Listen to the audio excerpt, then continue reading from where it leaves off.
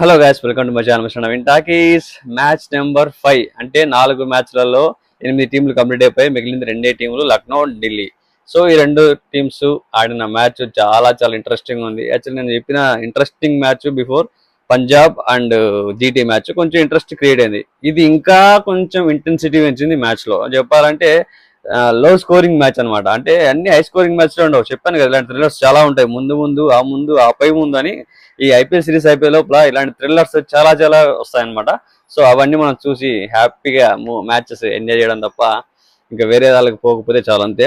But ఇందులో నేను చెప్పినట్టుగా ఏంటంటే ఢిల్లీ వర్సెస్ లక్నోలో మ్యాచ్ టాస్ గెలిచి ఫీల్డింగ్ గెలుచుకుంది ఢిల్లీ అనమాట. అది బ్యాటింగ్ పిచ్చే, కానీ ఎందుకో కొలాప్స్ అయిపోయింది. బ్యాటింగ్ లైనప్ చేంజ్ అయింది. అంటే ముందు రావాల్సిన వాడు వెనక రావాల్సిన వాడు ముందు వచ్చాడు. సో వీళ్ళు ఏదో ప్లాన్ ట్రై చేశారు, బట్ ఆ ప్లాన్ వర్కౌట్ అవ్వలేదు అనిపించింది. దానికి సంబంధించిన ఆ బ్యాటింగ్ లైనప్ లో ఆడిన ప్లేయర్స్ అంత కన్సిస్టెన్సీ చూపించలేకపోయారు అనిపించింది. యాక్చువల్గా అయితే ఆయుష్ బౌడని లాస్ట్ ఇయర్ వరకు కూడా 5th ప్లేస్ లోనో అదే ఫినిషర్ రోల్ లో వచ్చేవాడు. రిషబ్ పంత్ 2 డౌన్ వచ్చేవాడు, 1 డౌన్ నికోలస్ పూరన్ వచ్చేవాడు. ఓపెనింగ్ మార్క్రమ్ అండ్ మార్ష్ వీళ్ళిద్దరు కలిసి దిగి కొంచెం మంచి స్టార్ట్ ఇచ్చేవాళ్ళు. వాళ్ళిద్దరు ఆడితే స్టార్టింగ్ లోనే వాళ్ళిద్దరు ఓపెనింగ్ ఆడితే మంచి స్టార్ట్ ఇచ్చేవాళ్ళు. మరి ఈసారి రిషబ్ పంత్ ఓపెనింగ్ వచ్చాడు అనమాట విత్ మార్ష్. 1 డౌన్ మార్క్రమ్ వచ్చాడు. తర్వాత మళ్ళీ బడన్ వచ్చాడు. తర్వాత పూరన్ వచ్చాడు. ఇది మొత్తానికే మారిపోయింది లైనప్. అసలు అది చాలా డిఫరెంట్ గా అనిపించింది. మేబీ దాని ఎఫెక్ట్ అనుకుంటా నిన్న లక్నో వాళ్ళు కుప్ప కూలిపోవడానికి కారణం 141 స్కోర్, లో స్కోరింగ్, దట్టు ఆల్ అవుట్ అయ్యారు. ఇంకా 8 బాల్ మిగిలి ఉండగా, అంటే ఒక ఓవర్ 2 బాల్ మిగిలి ఉండగానే అవుట్ అయిపోయారు, ఆల్ అవుట్.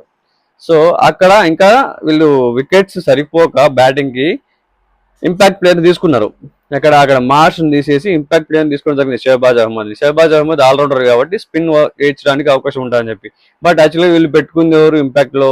ఒకవేళ బ్యాటింగ్ బాగా జరిగి ఉంటే, కొంచెం రన్ అయితే దిగ్వేశ్వరి బౌలింగ్ కి ఇంపాక్ట్ గా వచ్చేవాడు. బట్ దిగ్వేశ్వరి రాకపోవడం వల్ల అది కూడా వీళ్ళకి పెద్ద ఇంపాక్ట్ అని చెప్పాలి.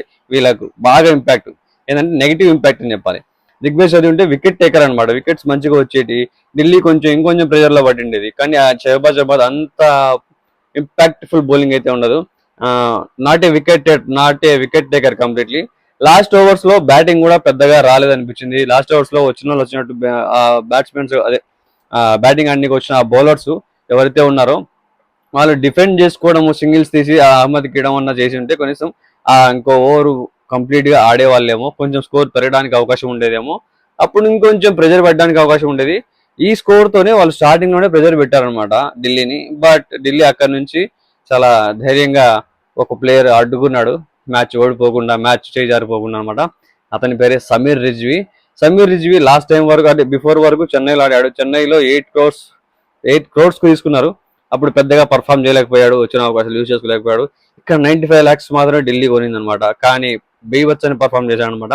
నిన్న మ్యాచ్ విన్నింగ్ నాక్ ఆడాడు. ప్రతి ఒక్కటి అతనికి వచ్చిందన్నమాట. Player of the match, highest strike rate, 4లు 6లు ప్రతి ఒక్కటి అతనికి వచ్చింది. సో ఒక బౌలింగ్ డాట్ బాల్స్ తప్ప అనమాట. సో అంత ఇంపాక్ట్ క్రియేట్ చేశాడు నిన్న మ్యాచ్ లో. సమీర్ రిజ్వీ ఆడిన ఈ ఇన్నింగ్స్ తన కెరీర్ లో బెస్ట్ ఇన్నింగ్స్ ఇన్ ఐపీఎల్ అని చెప్పొచ్చు. ఈ ఐపీఎల్ నుంచి వచ్చిన ఈ అవకాశాన్ని ఖచ్చితంగా యూజ్ చేసుకున్నాడు. ఇలాగే కంటిన్యూగా యూజ్ చేసుకుంటూ తర్వాత ఆడుతూ ఉంటే, కంటిన్యూగా ఇలానే వచ్చిన అవకాశాన్ని కరెక్ట్ గా యూజ్ చేసుకొని మంచి పర్ఫార్మెన్స్ చేయగలిగితే నెక్స్ట్ ఇంకా అవకాశాలు వచ్చే ఛాన్సెస్ ఉన్నాయన్నమాట. మేబీ ఇండియన్ టీమ్ లోకి. ఒకప్పుడు చెన్నైకి తీసుకున్నప్పుడు మంచి హిట్టర్ అని పేరు ఉంది సమీర్ రిజ్వీకి. అంత హిట్టర్ ఇట్లా ఆడుతున్నాడు ఏంటి అని అనిపించింది మా చెన్నైలో ఆడేటప్పుడు. ఇక్కడ అదేం లేకుండా చాలా కామ్ అండ్ కంపోజర్ చూపించి కూల్ గా గేమ్ ని ముందుకు తీసుకెళ్లాడు అనమాట. స్టార్టింగ్ అంటే బాల్ టు బాల్ స్కోర్ కొట్టి 141 ఎక్కువ లేదు. ఫస్ట్ 4 వికెట్లు పడిపోయినాయి ఢిల్లీకి. రాహుల్ వెళ్ళిపోయాడు, తర్వాత అక్షర్ పటేల్ వచ్చినట్టు ఎవరు నిలబడలేదు. 4 ప్లేయర్స్ వస్తాం అంది అనమాట. అదే నిశంక వీళ్ళు పెద్దగా పర్ఫామ్ చేయలేదు. ఇంకా ఢిల్లీ కొలాప్స్ అయిపోయింది. 4 వికెట్స్ పడ్డాయి. ఇంకా ఎవరున్నారు, ఎవరు ఆడతారు? సమీర్ రిజ్వీ ఇంపాక్ట్ గా తీసుకున్నారు. బట్ ఈ అబ్బాయి ఆడతాడా లేదా? ఇంకా ఇంపాక్ట్ గా మనకి అక్కడ అశుతోష్ శర్మ అన్నాడు. అశుతోష్ శర్మ అతను తీసుకోకుండా ఇతను ఎందుకు తీసుకున్నారు అనే ఒక ఆలోచన వచ్చింది అనమాట. బట్ ఎందుకు తీసుకున్నారు అనే దానికి ఖచ్చితంగా క్వశ్చన్ కి ఆన్సర్ ఇచ్చాడని నాకైతే అనిపించింది. అశుతోష్ శర్మ మనకు తెలుసు ఎన్నో మ్యాచ్లు ఇంపాక్ట్ ప్లేయర్ గా వచ్చి గెలిపించిన మ్యాచ్లు. మరి అతను తీసుకోకుండా ఇతను తీసుకున్నారంటే ఏం చేస్తాడు అనుకున్నా.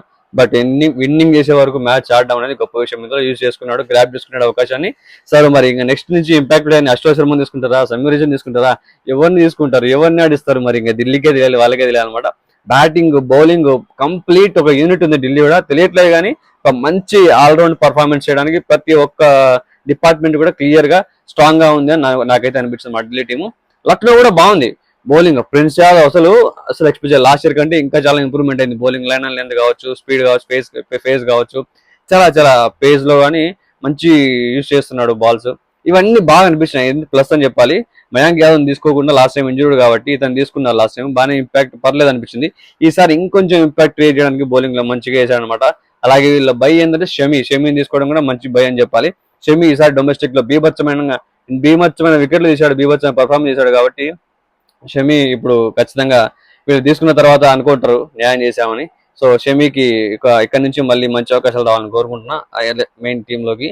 అలాగే వీళ్ళు చేసిన బౌలింగ్ పర్ఫార్మెన్స్ లక్నో ఖచ్చితంగా ఢిల్లీని కొద్దిసేపు భయపెట్టిందని చెప్పాలి. ఆ తర్వాత పుంజుకున్న ఢిల్లీ సమీర్ రిజ్వీ అండ్ స్టబ్స్ నుంచి వచ్చిన ఇన్నింగ్స్, ఆ ఇద్దరి మధ్య వచ్చిన పార్ట్నర్షిప్ ఢిల్లీని కాపాడింది. ఢిల్లీని ఇవాళ మ్యాచ్ విన్ అయ్యేలా చేసింది అనమాట. అంత బాగా పర్ఫార్మ్ చేశారు. సో ఇది ఇవాళ మ్యాటర్. సమీర్ రిజ్వీ ఇలానే కంటిన్యూ చేయాలని కోరుకుందాం. అలాగే ఢిల్లీ ఇవాళ ఆడిన ఇన్నింగ్స్ కి టాప్ లోకి వెళ్ళిపోయింది, అంటే టాప్ 3లో ఉంది. అంటే ఫస్ట్ మ్యాచే కాబట్టి ఫస్ట్ మ్యాచ్ గెలిచిన పైన ఉండాలి కదా. తర్వాత పోను ఇన్నింగ్స్ ఆడిన తర్వాత పోను ఆడిన మ్యాచ్ జరిగిన తర్వాత తెలుస్తుంది ఎవరు కింద ఉంటారు, ఎవరు పైకి వెళ్తారు అన్నది. So hope for the best. So అనుకున్న టీంలు అయితే ఇప్పటివరకు పైన ఉన్నాయి.